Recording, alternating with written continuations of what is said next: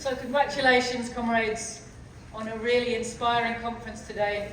I have very much enjoyed listening to all of your speeches and seeing the progress that our movement is making and feeling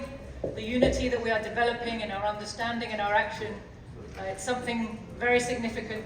We face the most important topic in the world today. Everything else is secondary to this struggle that we are trying to coalesce right here in this room. So thank you. And it gives me great pleasure and I feel a great honour to read on behalf of all of us the Seoul Declaration today on the rising tide of global war in East Asia. Understanding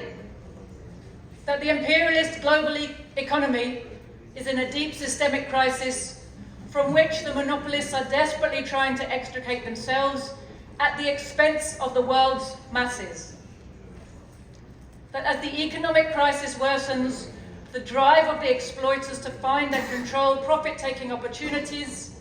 their drive to maximize profit at all costs, is assuming ever more desperate proportions and pushing the world relentlessly into a third world war. That this war, like the two world wars that preceded it, stems from the inescapable contradictions that are built in to the system of production for profit. Contradictions that went global along with the capitalist market.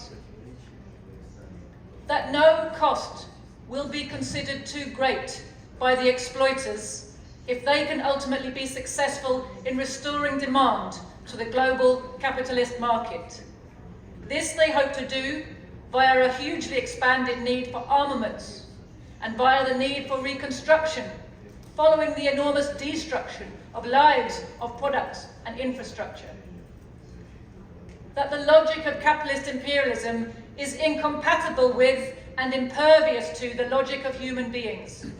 And this is why the masses have consistently proved unable to persuade our exploiters to modify their behaviour through the force of rational argument,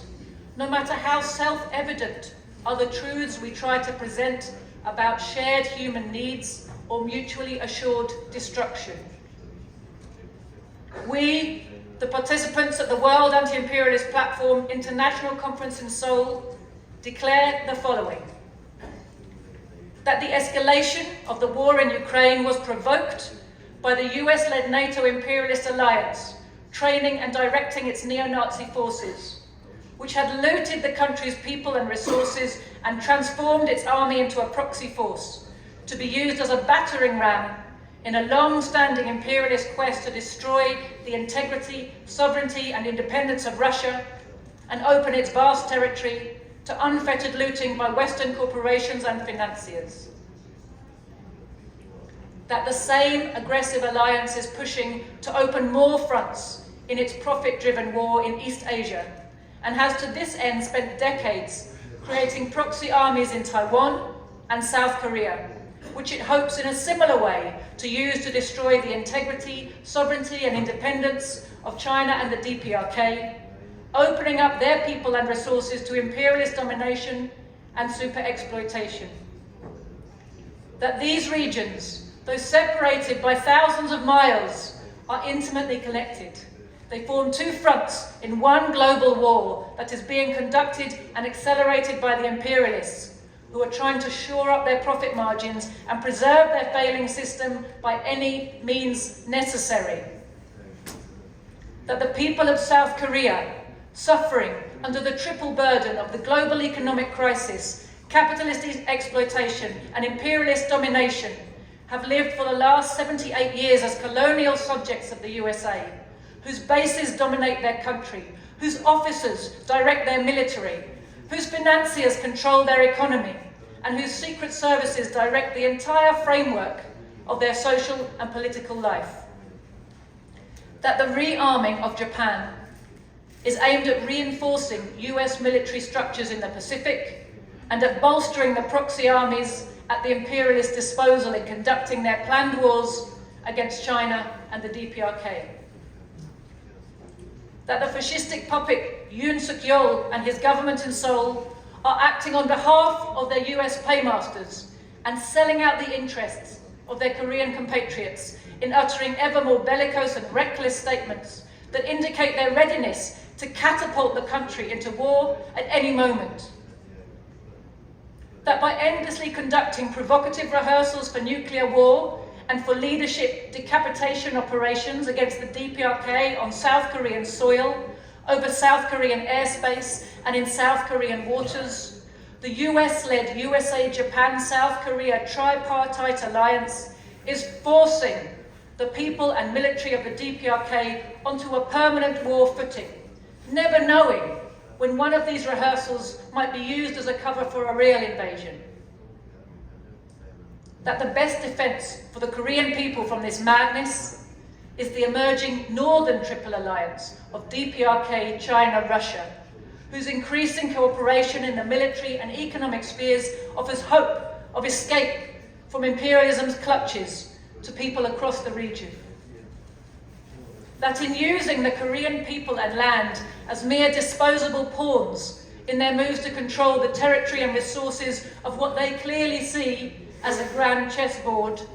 just as they have done with the people of Ukraine and are preparing to do with the people of Poland, the Baltic states, Taiwan and elsewhere, the imperialists are showing once again how little they care for the lives of the masses of humanity. That in doing so, they are clearly revealing that despite all their subsequent talk of never again, the rights of nations, human rights, equality, their supremacist attitudes remain unchanged since the days when they were hurling the working men of the world into the trenches and in front of the cannons of World War I in their tens of thousands. That no matter who fires the first shot in any escalation of the wars being incubated in South Korea and in Taiwan,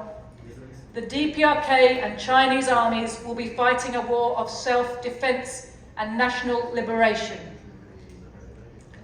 That the party that is provoking nuclear confrontation and which has pushed so many other states into developing these supremely destructive weapons in order not to be forced into colonial subjection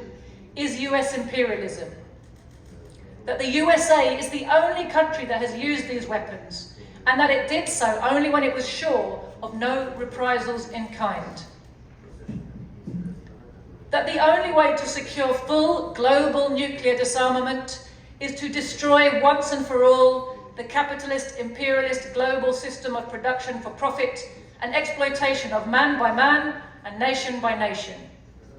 In this quest, all progressive humanity must be firmly on the side of those who are fighting the neo-Nazi NATO alliance, no matter where they are situated in the globe or what their present social system may be. That the primary contradiction in the world today is that between the US-led NATO imperialist bloc and the mass of suffering humanity, and that the primary task of socialists and anti-imperialists is to maximize the forces that can be brought together to defeat this enemy of human dignity and progress. Thank you, comrades.